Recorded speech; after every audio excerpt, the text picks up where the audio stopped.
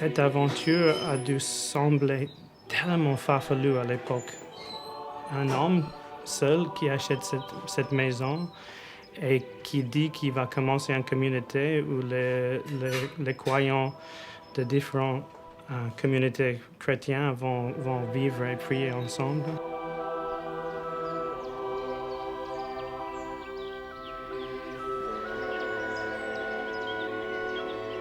Il faut dire qu'il était toujours un peu en avant, comme certaines personnes dans l'histoire. Il nous parlait des jeunes en disant qu'il y aurait plus qu'un conflit de générations, mais qu'il y aurait une rupture entre les générations, déjà en 1966, en nous demandant de nous préparer à les recevoir.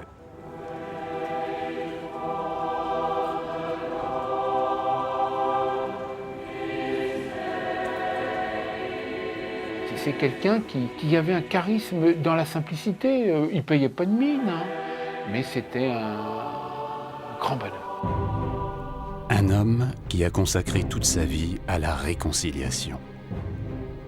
Il est mort assassiné en pleine prière, un soir d'été, à l'arme blanche et devant plusieurs milliers de jeunes. L'annonce de sa mort a provoqué une onde de choc dans le monde entier. Hommes politiques, gouvernements et religieux lui rendent un hommage unanime. Certains voyaient en lui un Gandhi ou un Martin Luther King. Une chose est sûre, l'extrême violence de son assassinat a mis en lumière la pertinence d'une intuition quasi révolutionnaire. Il s'appelait Roger Schutz, plus connu sous le nom de Frère Roger.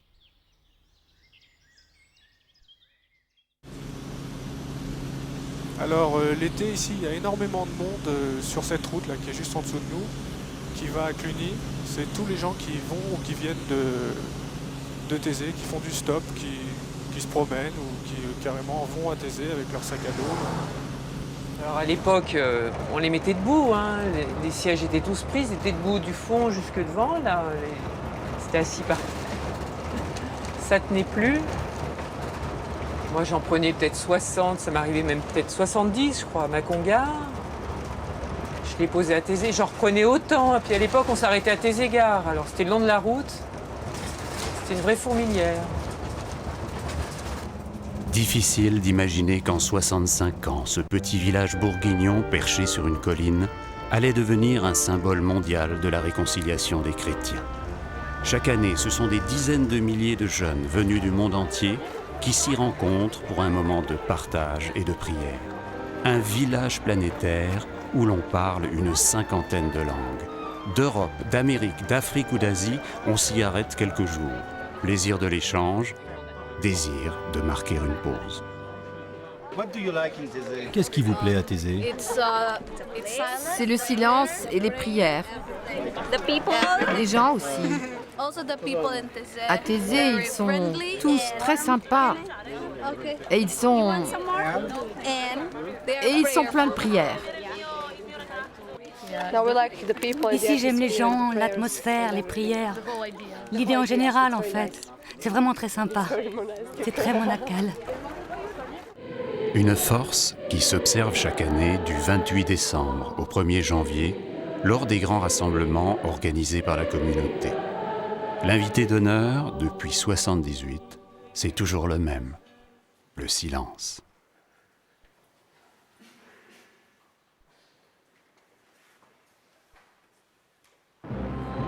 Ce silence est né sous les bombes de la Seconde Guerre mondiale, grâce à la folie d'un jeune Suisse de 25 ans.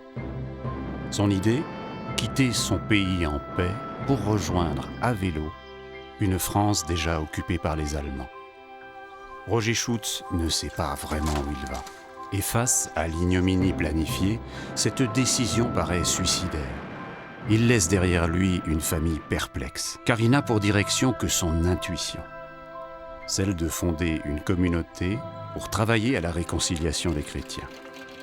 Le hasard conduit le jeune homme dans un petit village sans eau ni électricité. Frère Émile est canadien. C'est l'un des membres de la communauté de Thésée. Pendant 30 ans, il a partagé le quotidien de Frère Roger, dont il connaît l'histoire dans ses moindres détails. À la veille de son départ pour la France, il y avait un repas. Et autour de la table, c'était assez tendu. Il a annoncé qu'il partait pour la France. Et bien sûr, la Suisse était neutre pendant la guerre. Il partait pour un pays en guerre. Et son père trouvait que c'était irréfléchi, très, très imprudent. Et je crois que plus tard, sa mère a essayé d'arranger les choses. Je crois qu'elle pouvait comprendre qu'il y avait peut-être Dieu présent aussi dans ce que vivait son fils. À quelques kilomètres de Thésée, à Cluny, une femme a bien connu frère Roger et sa famille, notamment sa mère, dont la foi explique la décision de laisser partir son fils. Nous recevions une dame qui n'acceptait pas la vocation de sa fille. Et cette dame a dit à Madame Juste: enfin, madame, vous avez des entrailles de mère, vous pouvez me comprendre. Comment est-ce que vous avez réagi quand votre fils vous a parlé de sa vocation? Et Madame Juste, qui était la paix en personne, très paisiblement, m'a dit: oh, madame, c'est bien simple, je m'en souviens très bien. Nous étions dans notre jardin à Genève et mon fils est venu vers moi, il m'a dit: maman, je crains de vous faire de la peine, mais Dieu m'appelle, je dois partir. Et qu'est-ce que vous avez dit, madame? Qu'avez-vous? J'ai fermé les yeux un moment, et puis je lui ai dit: mon enfant, si Dieu t'appelle, il faut partir. Va vite, ne le fais pas attendre. Vous avez dit ça, madame, vous avez dit ça? Et bien, Juste très paisiblement a dit oui, très naturellement. Et cette dame était toute décontenancée, voilà. Un thème qui est revenu tout au long de la vie de frère Roger, c'était il n'y a pas de création dans la facilité. Et pour lui, la communauté naissante devait se mesurer à un défi. Il ne fallait pas vivre dans la facilité, il fallait oser aller en France. Oser. Oser alors que tout pousse à abandonner. Roger Schutz n'a ni le physique ni la santé des héros. Il a été tuberculeux. Dernier de 9 enfants, son père est pasteur. Mais c'est l'exemple de sa grand-mère qui le poussera à agir. La grand-mère de frère Roger a joué un rôle important parce qu'elle avait vécu la Première Guerre mondiale. Et elle avait vu ce que produit la guerre. Elle avait accueilli chez elle des femmes qui accouchaient, des personnes qui fuyaient. Et elle a dit après la guerre: il ne faut plus jamais voir ce que j'ai vu, plus jamais vivre ce que j'ai vécu. Et si au moins les chrétiens se réconcilient en Europe, ils pourront empêcher une nouvelle guerre. Dans sa démarche, Roger Schutz aura du renfort. Sa sœur cadette, Geneviève. Elle le rejoint à Thésée dès 1941. À l'époque pourtant, Geneviève est une pianiste talentueuse, ses mains promises à un tout autre avenir. À Thésée, elle viendra aider son frère pour cacher les Juifs poursuivis par la Gestapo. On était tellement méchants avec les Juifs. Alors nous, on savait que nous, à Thésée, on cachait les Juifs. Alors quand ils arrivaient là, on leur disait: voilà comment faire, vous venez manger, tout ira bien, mais s'il y a quelque chose qui ne va pas, moi je dors là-haut avec des grands volets blancs.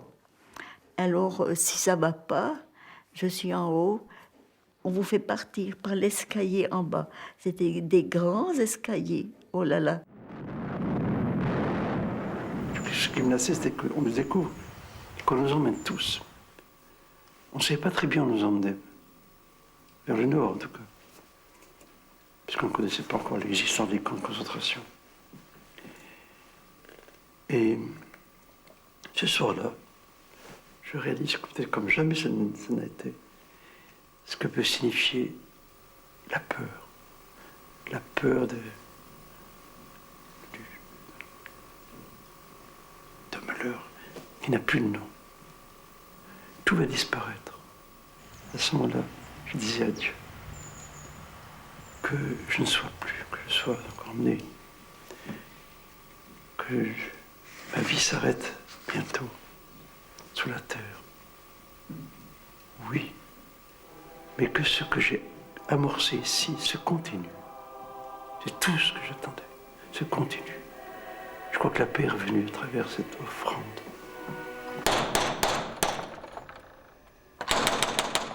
Une paix qui a bien failli ne jamais réapparaître. Le 11 novembre 1942, la Gestapo frappe à la porte de Roger Schutz. Il a été dénoncé. Par chance, celui-ci vient de quitter la région. Il ne savait pas, je crois, les risques qu'il prenait jusqu'au jour où quelqu'un de sa famille qui était assez bien informé sur la situation lui dit « Mais tu as été découvert, il faut partir ». Il a failli y rester, il a failli être arrêté. S'il était resté ici, certainement l'aventure de Thésée aurait cessé, aurait eu son terme le 11 novembre 1942. Rentré in extremis à Genève, Roger Schutz revient à Thésée avant la fin de la guerre. Son idée de créer une communauté monastique ouverte à tous les chrétiens séduit les croyants. Chez les Schutz, on aime surprendre, innover. Loin des débats, frère Roger met en pratique une réconciliation encore inimaginable pour la plupart des théologiens.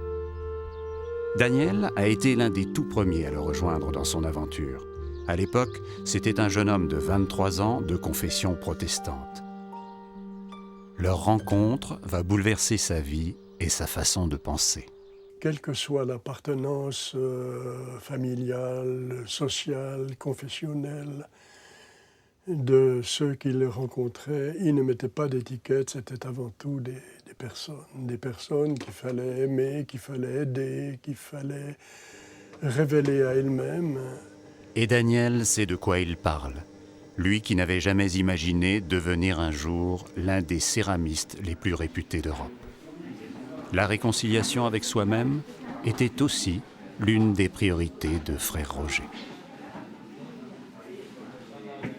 Moi, je lui dois en particulier, à titre tout à fait personnel,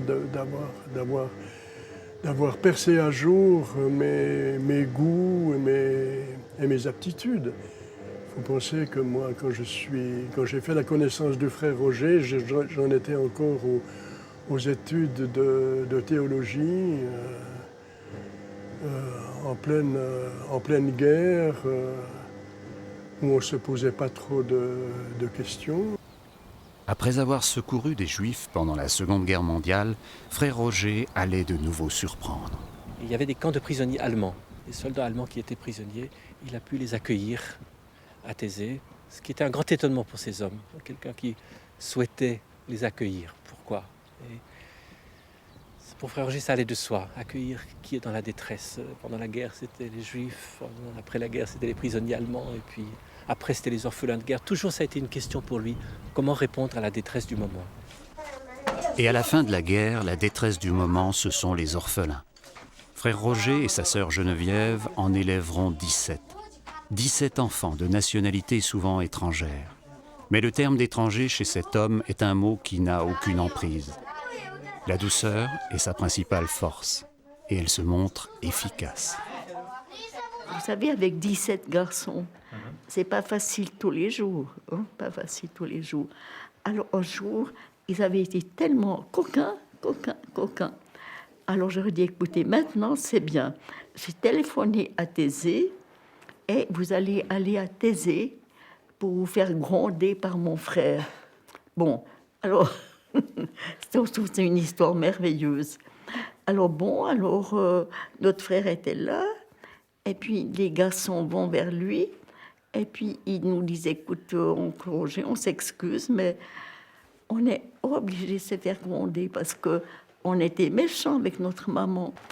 Alors il a répondu, écoutez, est-ce que vous aimez les cerises? Alors ils ont dit oui. Alors notre frère leur a dit, allez là-bas, mangez toutes les cerises que vous voulez et tout ira bien. Et c'est vrai, c'était merveilleux. Et alors, quand ils ont mangé bien les cerises, ils sont revenus à Massy, bien sûr, à la maison. Et ils étaient gentils comme des anges. C'est incroyable. Difficile de cerner la personnalité de Roger Schutz, de comprendre cette force paisible qui l'animait et construisait des ponts entre les générations. Aucune rigidité de doctrine, mais des mots simples que frère Roger aimait catapulter sur le papier, tels des règles de vie accessibles à tous.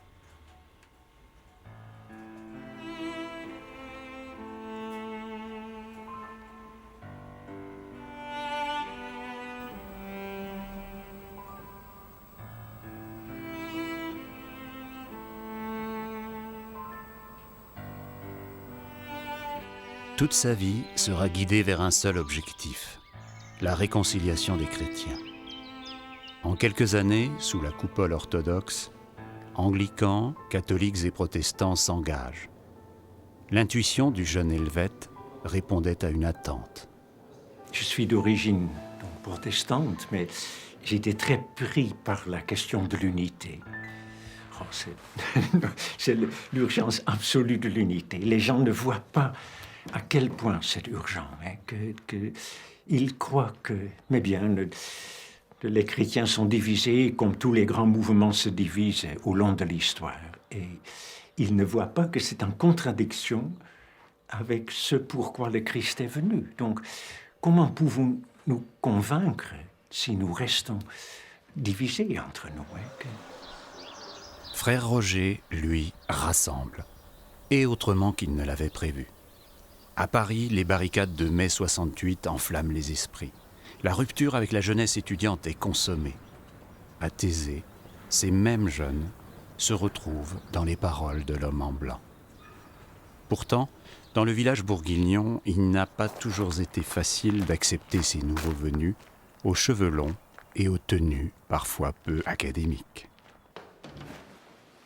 Ça s'est fait d'une façon progressive, mais il y a 30 ans ou 35 ans, quand il y avait 500 jeunes ou 1000 jeunes à Thésée, c'était déjà la foule pour nous, c'était déjà beaucoup de monde. Et il n'y avait pas de parking, il n'y avait pas de...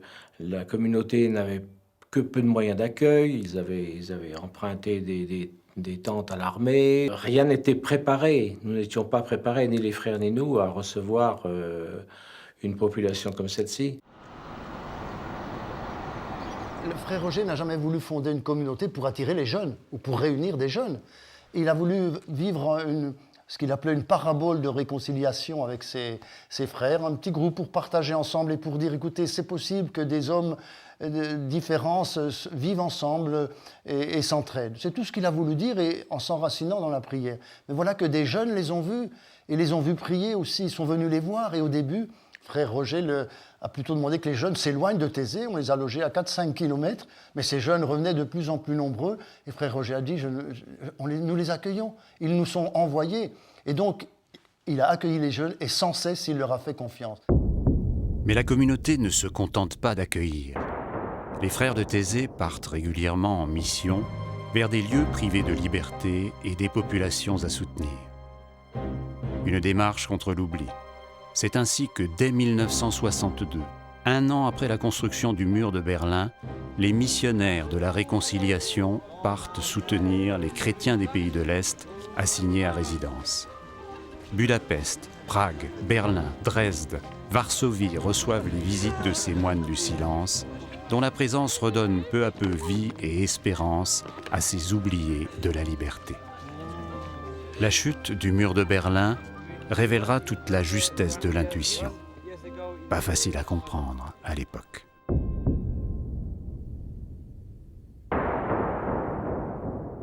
Moi, je viens d'Allemagne, et je n'étais jamais en Allemagne de l'Est avant. Et je viens ici, et je rencontre un frère qui me dit « Mais je pars en Allemagne de l'Est ». C'était pour moi une surprise complète. Tiens, nous pouvons dépasser des divisions qui nous semblent éternelles et où nous ne pouvons plus rien faire. Nous pouvons dépasser cela. Alors les frères m'ont envoyé, j'étais jeune, je n'étais pas encore frère, et ils m'ont envoyé en Europe centrale, à Prague. Je ne savais pas très bien, mais qu'est-ce que je vais faire là-bas? Et quand j'ai rencontré des chrétiens, il n'y avait plus la question, qu'est-ce qu'on va faire? C'était évident.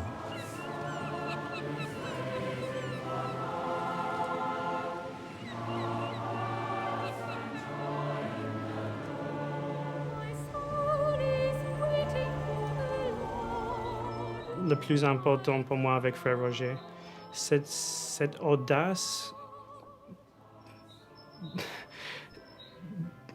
de presque dire que certaines séparations n'existent pas. De le dire, c'est bien, mais de le vivre et d'y être confronté, c'est une autre affaire. Dans la famille Balint, on a su accueillir l'audace de Frère Roger. Anna et son mari ont en effet découvert Thésée à la suite d'un séjour en Bourgogne. Conquis, ils vont souhaiter faire partager cette expérience à leurs compatriotes. Contre toute attente, ils obtiennent des visas. 1000 ressortissants de Hongrie partiront à Rome pour le rassemblement annuel de Thésée. C'est le voyage de tous les dangers. En 1987, la situation était étrange. Certaines choses étaient possibles, mais personne ne savait jusqu'où l'on pouvait aller. Il fallait oser. On ne savait pas jusqu'où on pouvait aller.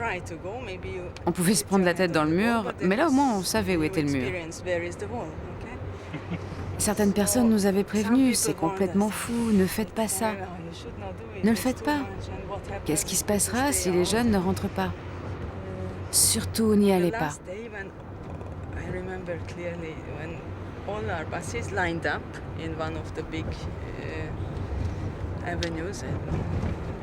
Et le dernier jour, je m'en souviens très bien. Tous les bus étaient alignés dans l'une des grandes avenues. Et avec Zsolt, mon mari, on est allé dans les bus, un par un, pour voir si tout le monde était là. On est du premier au 20e. Et là, je pense que cela a été un vrai miracle. Au dernier bus, on s'est aperçu que tout le monde était là. C'était un vrai soulagement, comme une pierre qui tombe du cœur.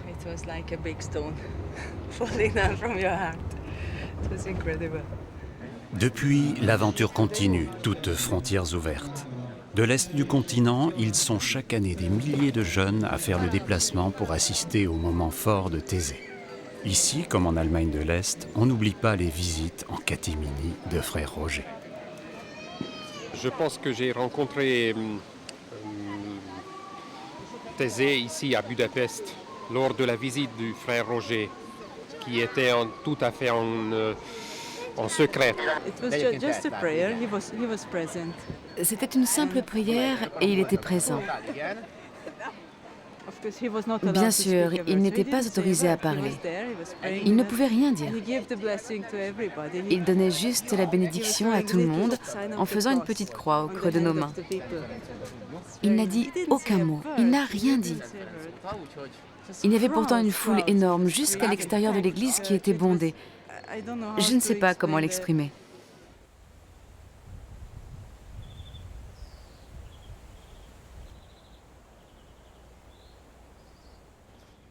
À Thésée, on apprend tous les jours à grandir avec l'imprévu. Frère Steven, comme tous ceux qui ont suivi frère Roger, a dû se plier à une discipline très éloignée de la routine monacale.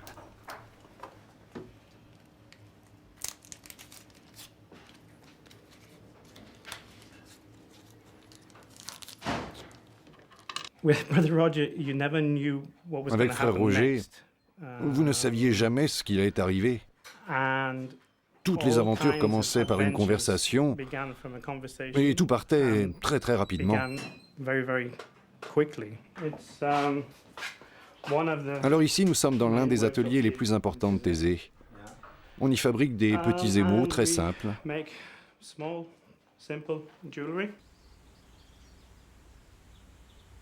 Mais une simplicité calculée et audacieuse. Voilà, cela a la forme d'une croix, mais aussi d'une colombe. Et dans les années 70, c'était comme un signe de reconnaissance. Quand vous étiez dans une gare et que vous aperceviez cette croix autour du cou de quelqu'un, vous pouviez aller voir cette personne en lui disant « Excusez-moi, vous êtes déjà allé à Thésée ?» Et pour les jeunes de l'Est, c'était aussi quelque chose d'important, parce qu'ils n'avaient pas le droit de porter des croix.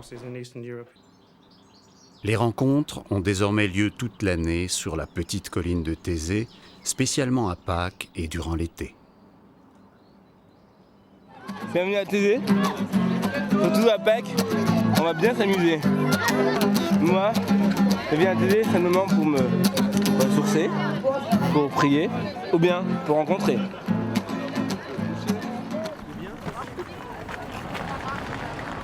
Des rencontres sous le signe de la diversité. Ici, on arrive des 5 continents.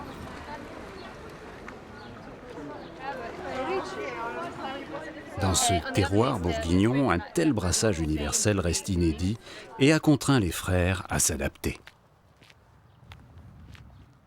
pas d'expérience. Comment faire des repas pour un grand nombre de personnes. Beaucoup d'erreurs au début aussi, beaucoup d'erreurs. Frère Roger a souvent parlé des erreurs qui ont été commises dans les commandes de nourriture, trop ou pas assez. Avec très peu d'argent, Frère Roger ne voulait pas que la communauté vive de dons, il voulait que les rencontres soient au plus possible autofinancées, donc une participation aux frais des jeunes. Ça supposait une grande simplicité et beaucoup d'imagination, faire avec très très peu. En 3 mots, le système D. La participation aux frais est modulée selon les possibilités de chaque pays. Elle permet pendant l'été de servir pas moins de 6000 repas tous les midis et tous les soirs.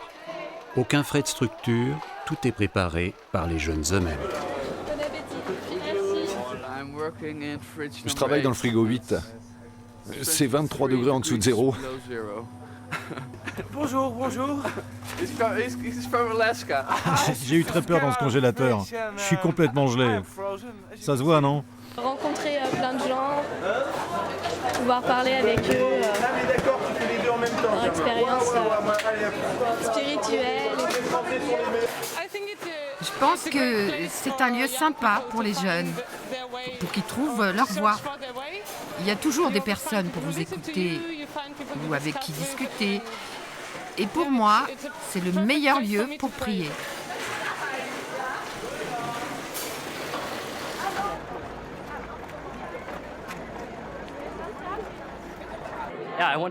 Oui, j'ai envie de parler avec les autres, savoir ce qu'ils pensent de Dieu, comment ils voient le futur, des trucs comme ça, quoi.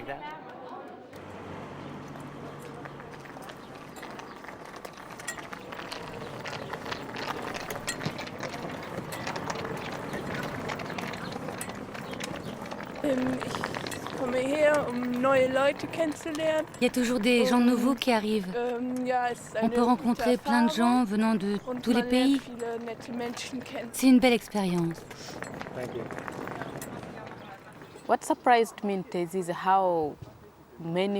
Ce qui me surprend le plus à Thésée, c'est de voir comment les jeunes se retrouvent et prient indépendamment de leur religion, indépendamment de leur pays. Ils veulent juste se retrouver ensemble et suivre la prière qui peut alors commencer. Personne ne pense à sa confession et d'arriver comme cela, tous ensemble, à prier, ce ne serait pas possible dans mon pays. À Thésée, on prie tous ensemble, d'une seule voix. C'est ça qui m'étonne. Ce qui me plaît à Thésée, c'est de voir l'ouverture d'esprit des personnes. On peut discuter de tout, y compris de ses doutes. Par exemple, moi j'ai beaucoup de doutes. Cela me rassure de voir que d'autres jeunes comme moi ont les mêmes. Je pense que c'est bien de réaliser que les doutes ne sont pas toujours mauvais, mais peuvent constituer une part importante de notre foi.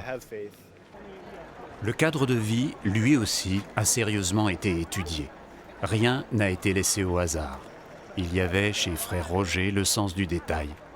Un architecte soucieux de réconcilier l'homme avec la nature. On remarque pas toujours qu'il y a une grande foule à Thésée, parce que les dortoirs sont des